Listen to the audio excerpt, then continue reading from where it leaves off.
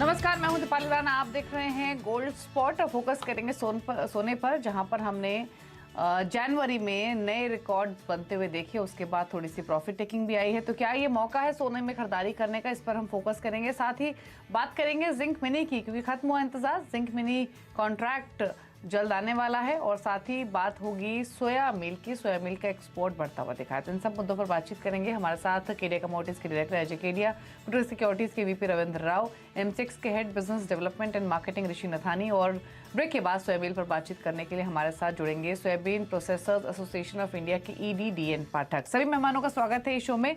और सबसे पहले बात कर लेते हैं सोने की, जहां पर हमने लगातार थोड़ी सी प्रॉफिट टेकिंग आते हुए देखी है। अभी अगर आप लेवल्स के हिसाब से देखेंगे तो 56,000 पर सोना आ चुका है।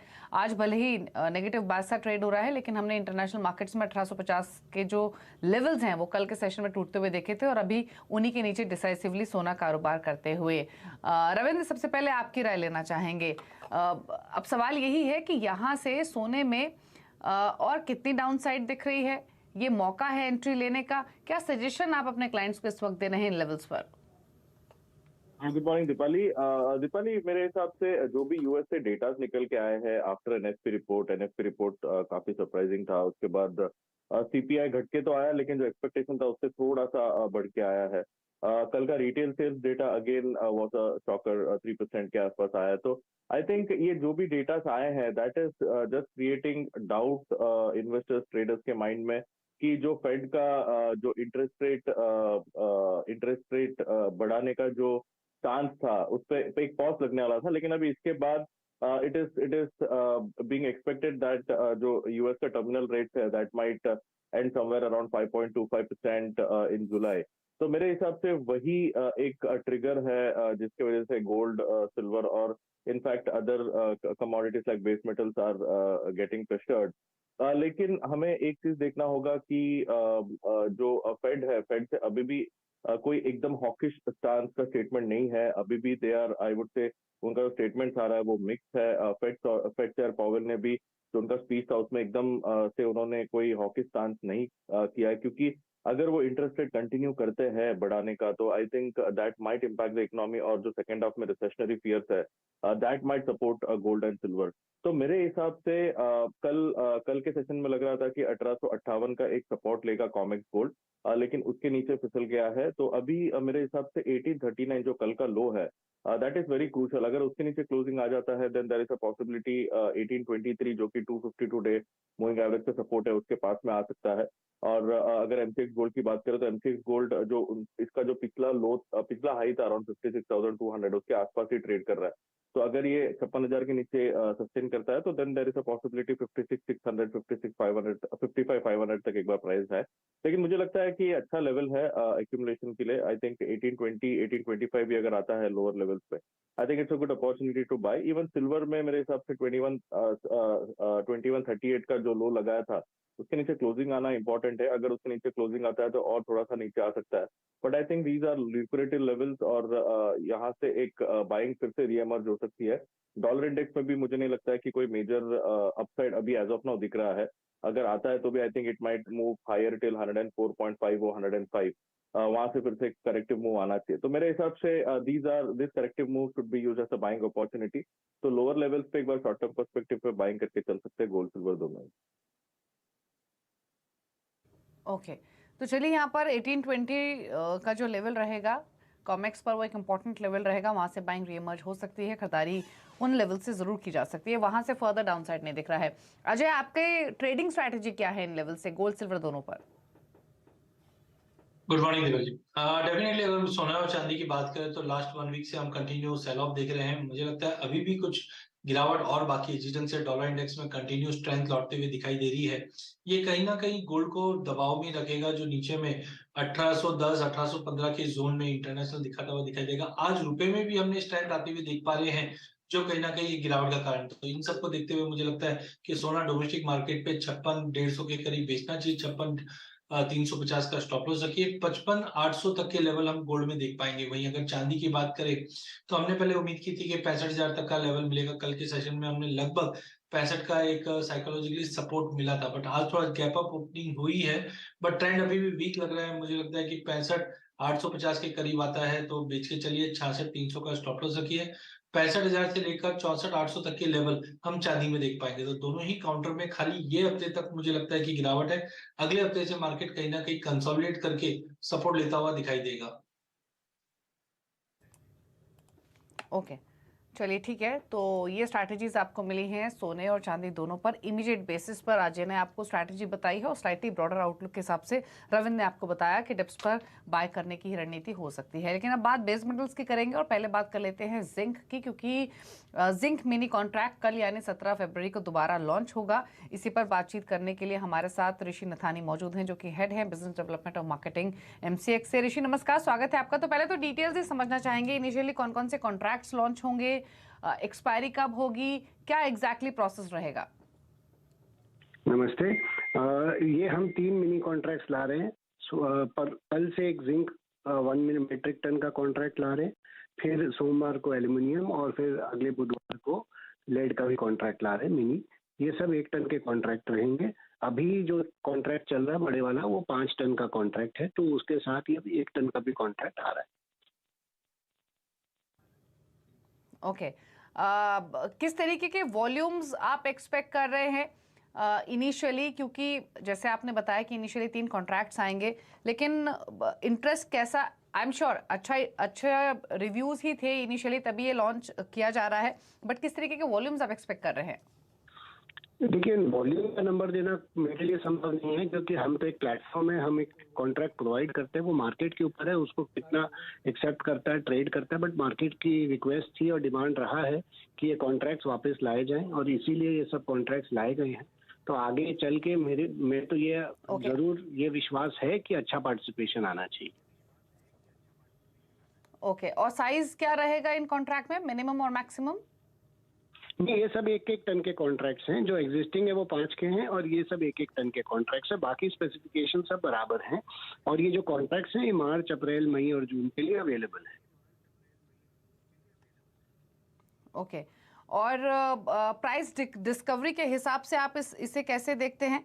क्योंकि इंटरनेशनल मार्केट्स में हमने देखा है कि जो डेली प्राइस लिमिट होती है वो डिफरेंट होती है, यहाँ पर हमने 4% के आसपास रखी है। तो प्राइस डिस्कवरी के हिसाब से कैसे देखते हैं इन कॉन्ट्रैक्ट्स को? देखिए, ये जो बेस मेटल कॉन्ट्रैक्ट्स है, इसमें भी जो लार्ज कॉन्ट्रैक्ट है उसी तरह से इसका भी प्राइस डिस्कवरी होगा। हूबहू एकदम सिमिलर कॉन्ट्रैक्ट है, खाली साइज अलग है। तो जो भी लार्ज कॉन्ट्रैक्ट पे जितने भी स्पेसिफिकेशंस हैं उसके अनुसार ये भी चलेगा। प्राइस भी सिमिलर होना चाहिए, क्योंकि इसमें कोई ज्यादा फर्क है नहीं, मार्जिन भी उतना ही है। ओके, और बल्कि ये जो छोटे ट्रेडर्स होंगे, जी जी जी, छोटे ट्रेडर्स हो गए, हेजर्स हो गए, उनके लिए बहुत सहूलियत होगी, क्योंकि ओवरऑल एब्सोल्यूट मार्जिन सिर्फ 30,000 रुपए के आसपास। ओके, रविंद्र, छोटे ट्रेडर्स, छोटे इन्वेस्टर्स, उनके लिए कैसे देखते हैं इस कॉन्ट्रैक्ट को? क्योंकि कम अमाउंट के साथ आप पार्टिसिपेट कर सकते हैं, तो एक वाइडर बेस मिल जाता है।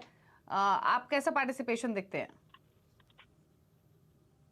इसका रिस्पॉन्स होना चाहिए, क्योंकि जैसे ही मिनी कॉन्ट्रैक्ट्स बंद हुए थे, हमें बहुत क्वेरीज आई थी क्लाइंट से कि ये कब शुरू होगा। तो I think people are waiting कि कभी मिनी कॉन्ट्रैक्ट शुरू होगा, क्योंकि इसमें 2 इम्पोर्टेंट एडवांटेज रहेंगे। एक तो जैसे भी डिस्कस हुआ कि इसका मार्जिन जो है वो काफी कम रहेगा, तो जो छोटे निवेशक है, रिटेल ट्रेडर्स है, उनके लिए ये काफी फायदेमंद रहेगा। 2 पॉइंट है, एक तो मार्जिन कम है, दूसरा इसका जो लॉट साइज है वो 1 मेट्रिक टन है। तो इसमें जो बड़े लॉट में जो 5,000 का हार जीत होता है एक रुपए के मूव पे, इसमें सिर्फ 1,000 रुपए का होगा। तो दैट बिकम्स वेरी एडवांटेजियस। और जो दूसरा इसमें एडवांटेज ये है कि जो छोटे ट्रेडर्स है, जिनको छोटे लेवल पे डिलीवरी लेना या देना है, I think that also becomes very handy for them, क्योंकि बड़े लॉट में सब लोग 5 मेट्रिक टन का लॉट नहीं यूज कर सकते। तो जो छोटे ट्रेडर्स है,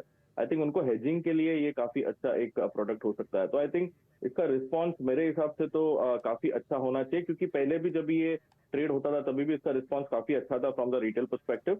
और अभी जब ये शुरू होगा, I think we might see very good participation from the start itself.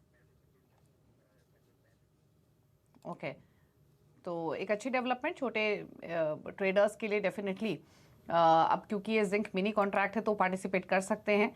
और जैसे कि ऋषि ने तमाम डिटेल्स भी बताएं कि इसका साइज क्या रहेगा, कितना मिनिमम इन्वेस्टमेंट्स रिक्वायर्ड होगा जब आप इसमें पोजीशंस लेते हैं, तो प्राइसेस पर भी एक व्यू ले लेते हैं। और अगर बेस मेटल्स के आज के कारोबार की बात करें तो हमने कल एक प्रॉफिट टेकिंग देखी थी, वापस रिकवरी। कॉपर कंसिस्टेंटली स्ट्रॉन्ग बना हुआ है, डिप्स पे बाइंग आ रही है, आज ½ % ऊपर है, जिंक ½% ऊपर है और बाकी लेड एल्यूमिनियम में फ्लैट स्टोन पर ही ट्रेड हो रहा है। अजय, आपकी ट्रेडिंग स्ट्रैटेजीज क्या है बेस मेटल्स में? देखिए पूरी बेस मेटल में अगर हम बात करें तो काफी कंसोलिडेशन चल रहा है। हमने कॉपर को 780 के ऊपर भी जाते हुए देखा, बट प्राइसेस कहीं ना कहीं सस्टेन नहीं कर पा रहा है। नो डाउट चाइना से ऑप्टिमिजेशन काफी ज्यादा अच्छा था कि डिमांड में काफी इंप्रूवमेंट रहेगी, बट हायर लेवल्स पे प्राइसेस बिल्कुल सस्टेन नहीं रहा। इंटरनेशनल में भी हम देख रहे हैं $9,000 का एक की रजिस्टेंस बना हुआ है एलएमई कॉपर पे। तो टाइमिंग मुझे लगता है कि कॉपर के प्राइसेस एक दायरे में ही है जो 760 से 780 के बीच में है। बट वहीं अगर हम एल्यूमिनियम की बात करें तो एज कम्पेयर टू रेशियोज में अगर हम देखते हैं तो एल्यूमिनियम काफी ज्यादा बीटन डाउन हो चुका है। इस वक्त करीबन 211 के करीब ट्रेड करता हुआ दिखाई दे रहा है। आई थिंक यहाँ पे एक नया बेस बनता हुआ दिखाई दे रहा है और प्राइसेस में एक सपोर्ट मिल सकता है। तो आई एम स्लाइटली बुलिश, थोड़ा रिकवर हो सकता है। एल्यूमिनियम थोड़ा स्ट्रॉन्ग रिकवरी दिखाई दे रहा है जो 216 217 के जोन में दिखा सकता है। वहीं अगर जिंक की भी अगर हम बात करते हैं तो जिंक में भी हमने पिछले 15 दिनों के अंदर एक काफी बड़ा फॉल आते हुए देखा। 300 से लगभग अगर हम देखें तो कल के सेशन में हमने लो में करीबन 267 तक के भी लेवल देखे। तो यहाँ पे भी हमें लगता है थोड़ी सी रिकवरी रहेगी जो 275 276 तक का बेट दिखा सकता है। बट इन ऑल अगले 15 दिन देखेंगे तो कोई एक्स्ट्राऑर्डिनरी बड़े फायरवर्क्स बेस मेटल में नहीं रहेंगे। थोड़ा बहुत सपोर्ट आता हुआ जरूर दिखाई दे सकता है। अजय का तो व्यू आपके सामने है, एल्यूमिनियम पर उनकी स्ट्रैटेजी खरीदारी के 217 के टारगेट्स के लिए।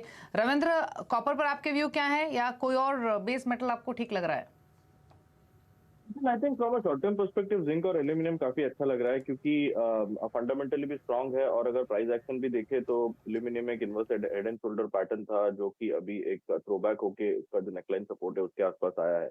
जिंक में भी एक अच्छा खासा ट्रेंड लाइन ब्रेकआउट था और वो भी एक थ्रोबैक होके एक सपोर्ट पे आया। तो I think these are good buying level. और चाइना से जो ऑप्टिमिज्म है, I think that will be supportive for both zinc and aluminium. Aluminium में खाली एक चिंता की बात यह है कि जो इन्वेंट्री है एल्यूमिनियम में वो थोड़ी सी बढ़ रही है, तो वो एक डैम्पनर हो सकता है।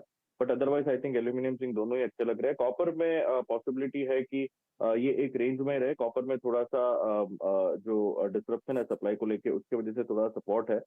बट ओवरऑल जो शॉर्ट टर्म व्यू है कॉपर में, मुझे लगता है कि 760 से लेके 810 का रेंज इसमें रह सकता है।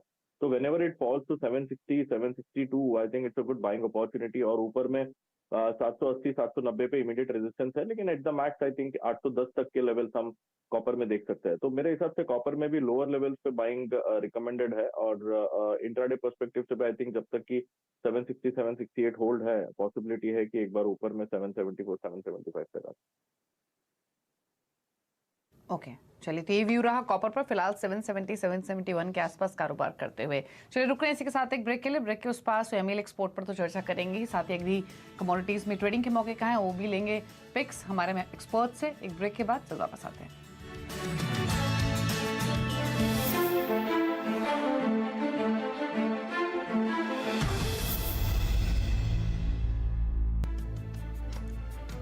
आप दे रहे कमोडिटी राउंड अप और कुछ और स्ट्रैटेजीज ले लेते हैं। बात एनर्जी पैक की कर लेते हैं, जहां पर कच्चे तेल में स्पेशली थोड़ी खरीदारी दिखी है। घरेलू बाजार में 1% की बढ़त और इंटरनेशनल मार्केट से ब्रेंट का भाव $85 के ऊपर ट्रेड करते हुए। क्या व्यू इन लेवल से पूछ लेते हैं रविंद्र से। रविंद्र, क्या रेंज आप देख रहे हैं यहाँ से, और जो ये थोड़ी बढ़त दिख रही है आज कितनी टिकती हुई लग रही है?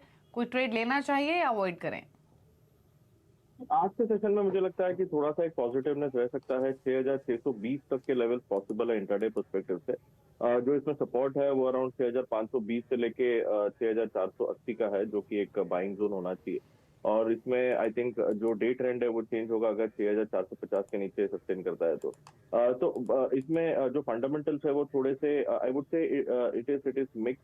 क्योंकि जो आईईए का रिपोर्ट आया है आफ्टर ओपेक, उसमें भी ये कहा गया है कि जो चाइना से डिमांड है वो बढ़ने वाली है, and that is going to support and that might keep the demand supply balance intact for this year.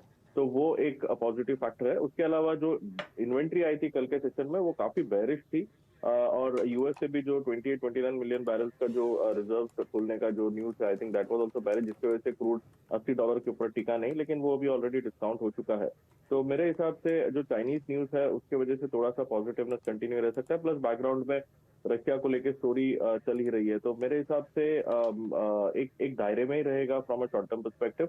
81 से लेके $82 का एक कैप होना चाहिए, और on the down side immediately $76 का एक सपोर्ट होना चाहिए WTI में। और अगर एमसीएक्स की बात करें तो एमसीएक्स में 6380 से लेके 6750 तक का एक ब्रॉड रेंज रहेगा। 6800 के ऊपर ही इसमें एक स्ट्रॉन्ग बुलिश मोमेंटम आएगा, otherwise I think it will trade sideways. Okay, ठीक है। तो ये स्ट्रैटेजी रही कच्चे तेल पर, जहां पर 6556 के मौजूदा लेवल्स देखने को मिल रहे हैं। लेकिन अब बात करेंगे सोया मिल की। दरअसल देश में सोया मिल का एक्सपोर्ट बढ़ा है, क्या है कारण और इंडस्ट्री को इससे कितना फायदा होगा, इस सब पर बातचीत करने के लिए soybean processors association of India के ईडी DN पाठक मौजूद हैं। पाठक साहब नमस्कार, स्वागत है आपका। तो पहले तो जो इनिशियल इंक्लिनेशंस दिख रही हैं उसमें तो एक्सपोर्ट्स अग्रेसिव दिख रहे हैं। पहली चीज तो ये कि क्या क्या फैक्टर्स है जिन्होंने एक्सपोर्ट्स को बढ़ावा दिया है, किन किन रीजन्स में ज्यादा एक्सपोर्ट प्रोबेबिलिटीज दिख रही हैं, और एक और इम्पॉर्टेंट चीज कि फिर बाय एंड ऑफ कब तक एक्सपेक्ट करना चाहिए कि ये जो इंटेंसिटी बनी है एक्सपोर्ट्स में ये बरकरार रहेगी? देखिए, वजह तो एक ही है कि हम इस साल वर्ल्ड मार्केट में कॉम्पिटिटिव हैं, क्योंकि अर्जेंटीना, ब्राजील, इनकी जो सोयाबीन की प्राइसेस हैं वो पिछले साल के मुकाबले काफी बढ़ी हुई हैं। हमारी प्राइस उनको मैच कर पा रही हैं, इसलिए हम इस साल पिछले साल के मुकाबले काफी ज्यादा एक्सपोर्ट कर पा रहे हैं। और अभी भी मुझे दिखता है जो अभी ट्रेंड है उसमें लगता है अगले 2 महीने ये ट्रेंड चालू रहेगा। अप्रैल में जब अर्जेंटीना और ब्राजील की क्रॉप सामने आएगी तब ऑब्वियसली वहाँ की प्राइसेस थोड़ी गिरेगी। उस वक्त या तो हमें हमारी प्राइस और कम हो सोयाबीन की, या फिर सरकार कुछ इंसेंटिव दे तो ये ट्रेंड चालू रह पाएगा, नहीं तो अप्रैल मई में एक्सपोर्ट थोड़ा कम होना शुरू हो जाएगा। हमने पिछले साल के मुकाबले इस साल ऑलरेडी 6.5 के अगेंस्ट में 14 लाख टन का एक्सपोर्ट का टारगेट दिया है। मुझे लगता है वो हम इस साल बिल्कुल मीट कर पाएंगे जी। ओके, पाठक साहब फिर एक चीज बताइए, जो रिपोर्ट्स कह रही है कि फरवरी मार्च में 5 लाख टन के आसपास का एक्सपोर्ट रह सकता है, कितना रियलिस्टिक है या इससे बेटर भी एक्सपेक्ट करना चाहिए? दूसरा ये आपने प्राइस की बात कही कि अगर फर्दर एक्सपोर्ट इंटेंसिटी बरकरार रखनी है तो प्राइसेस या तो और कम हो या गवर्नमेंट की तरफ से स्टेप्स ली जाएं। ऑलरेडी अगर आप साउथ अमेरिकन सप्लाई से कंपेयर करेंगे तो इंडिया के सोया मिल प्राइसेस ऑलरेडी चीपर है, तो और चीप होने की गुंजाइश दिख रही है, मतलब एक्सपोर्ट्स अगर बरकरार रखने हो तो? मुझे लगता है जैसी सप्लाई सिचुएशन है सोयाबीन की इस साल, भी हमारे पास काफी एक्सेस स्टॉक है, तो मुझे ऐसा लगता है कि कोई खास वजह नहीं है कि इंडिया की सोयाबीन की कीमतें और क्यों बढ़ें। पहले से ही जो MSP है 4,400 रुपए, उससे काफी 1,000 रुपए करीब ऊपर है प्राइसेस सोयाबीन की, तो बहुत ज्यादा बढ़ने की उम्मीद नहीं है, घटने की चांसेस हो सकते हैं।